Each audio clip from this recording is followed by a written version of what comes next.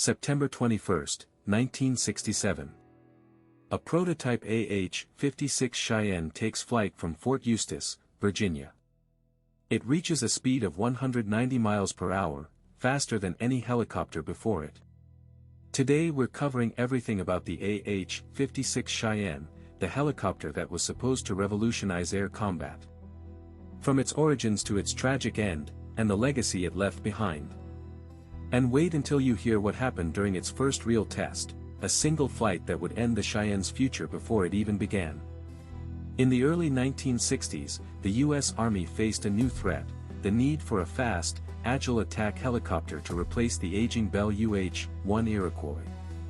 In 1961, the Army issued a request for a new helicopter capable of speeds exceeding 180 miles per hour, a goal no existing model could reach. Lockheed won the contract in 1962.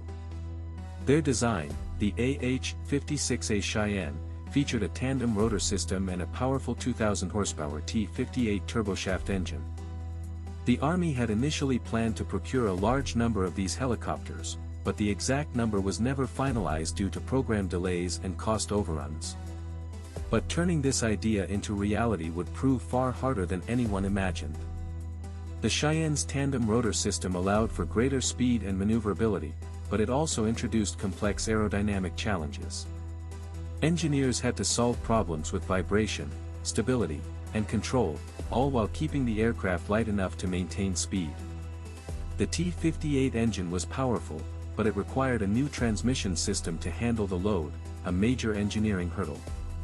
By 1966, the Cheyenne had reached a top speed of approximately 244 miles per hour, faster than any fighter jet of its era. The original budget had grown significantly by 1968, but the exact amount was not publicly disclosed at that time.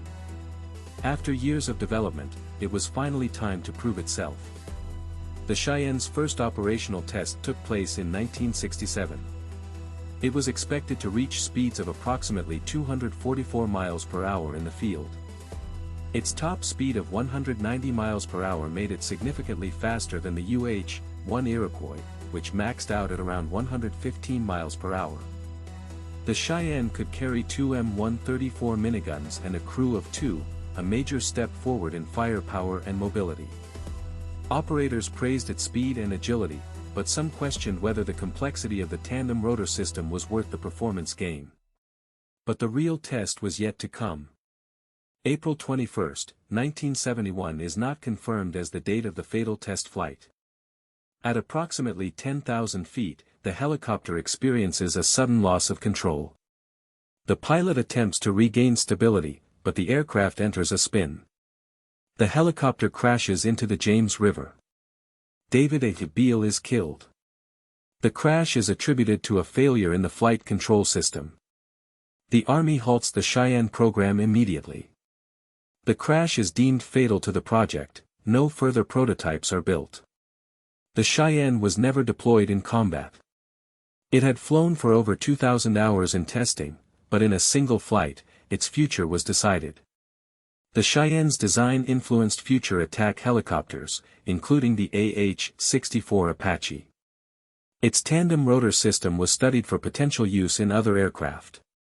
Though it never entered service, the Cheyenne proved that speed and agility were critical in modern air combat. Today, the AH-56 Cheyenne is remembered as a bold experiment, a machine that could have changed the course of military aviation. So what's the lasting impact of the AH-56 Cheyenne? It showed that speed could be the deciding factor in air superiority, and that sometimes, one flight can change everything. The AH-56 Cheyenne was a helicopter that could fly at approximately 244 miles per hour, a speed no other helicopter had ever reached. Which military subject should we deep dive next?